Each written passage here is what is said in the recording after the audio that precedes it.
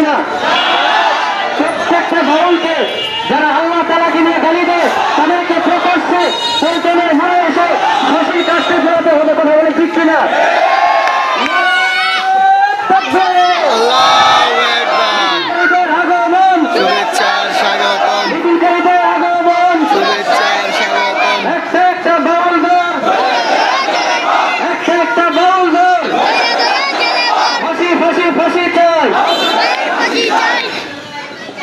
বক্তব্য রেখে দেন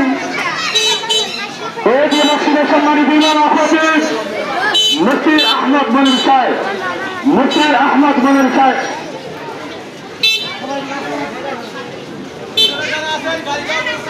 নাহমাদুহু ওয়া নুসাল্লি আলা রাসূলিল কারীম।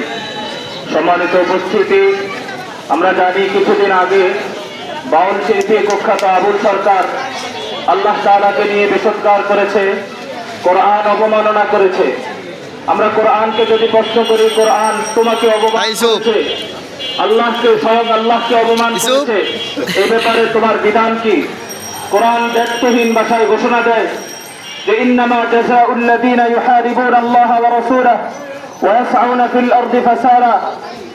কোরআন ঘোষণা করছে পৃথিবীর যে ভূখণ্ডে কোন কুলাঙ্গার, কোন নাস্তিক, কোন মুরতাদ যদি আল্লাহ তাআলাকে নিয়ে বিষোদ্গার করে, কোরআন অবমাননার চেষ্টা করে, রাসূলকে নিয়ে কোন বাজে কটূক্তি করে, কোরআন দায়িত্বহীন ভাষায় ঘোষণা করছে ইউকতালুন, ওই কুলাঙ্গার, ওই নাস্তিককে খোদার জমিনে তার বেঁচে থাকার কোন অধিকার নেই, প্রকাশ্যে তাকে হত্যাকার্য। কোরআন ঘোষণা করছে আও ইউসাল্লাবুন, যদি তাকে তোমরা হত্যা না করো তবে তাকে শুলিতে ছড়াতে হবে। কোরআন ঘোষণা করছে যদি শুলিতে না ছড়াও আও ইউসাল্লাবুন আও তুকাত্তা আইদিহিম ওয়া আরজুলুহুম, কোরআন ঘোষণা করছে না হয় তার বিপরীতমুখী অঙ্গ, ডান হাত বাম পা, অথবা ডান পা বাম হাত, বিপরীতমুখী অঙ্গ কর্তন করতে হবে। কোরআন ঘোষণা করছে যদি এটাও না পাও তাহলে তোমরা তাদেরকে দেশান্তর করতে হবে এবং তাদেরকে জেলে বন্দী করতে হবে। আমরা স্পষ্ট ভাষায় বলবো, বিগত ফ্যাসিস্ট সরকার আমলে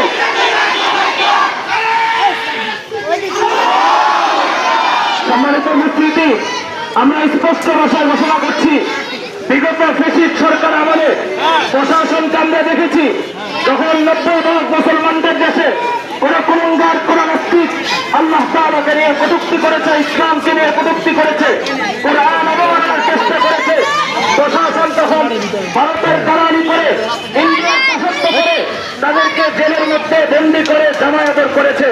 আমরা স্পষ্ট আজকের বিক্ষোভ থেকে স্পষ্ট ঘোষণা করছি এই সমস্ত জামায়াত ঘোষণা চলবে না। 90% মুসলমানদের দেশে যদি কোন কুলাঙ্গার, কোন নাস্তিক আল্লাহ তাআলাকে নিয়ে বিষোদ্গার করে, আল্লাহর কোরআনকে নিয়ে বিষোদ্গার করে, অনতি বিলম্বে প্রকাশ্যে তাদেরকে জনসম্মুখে মৃত্যুদণ্ড কার্যকর করতে হবে। আর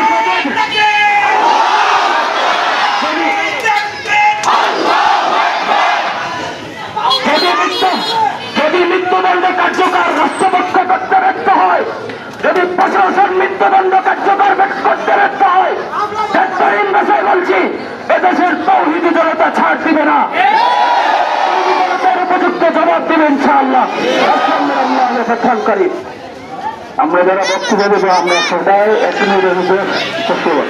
এই পর্যায়ে বক্তব্য রেখে দেন বাইতুল আকসা কেন্দ্রীয় জামে মসজিদের সম্মানিত ইমাম খতিব হাফেজ মাওলানা মুফতি ইসরাফিল সাহেব, হাফেজ মাওলানা মুফতি ইসরাফিল সাহেব।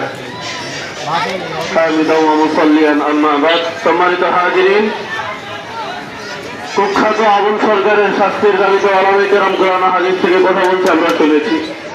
আমি শুধুমাত্র একটি কথা বলতে চাই, শুধুমাত্র কুখ্যাত আবুল সরকারকে শাস্তি দিলেই শেষ হবে না, কারণ তাদের এই যে গোষ্ঠী রয়েছে বাউল গোষ্ঠী, এমন একটা গোষ্ঠী আজকে এদের কারণে, এদের প্ররোচনায় আমাদের যুব সমাজ আল্লাহ তাআলাকে সঠিক রাস্তায় না খুঁজে টোলের বাড়ি আর গানের আসরে গিয়ে আল্লাহকে খুঁজে, বলেন ঠিক না? থেকে বাঁচাতে হলে, এই যুব সমাজকে বাঁচাতে হলে পুরো গোষ্ঠীকে দেশ থেকে নিষিদ্ধ করতে হবে। আল্লাহ তাআলা আমাদের সকলকে দান করেন, সকলে বলুন আমিন। তোমার তৌফিক বিল্লাহ। ভাই আপাতত 5 মিনিটের জন্য একটু বন্ধ করে আমরা পুরো রাস্তা নয়।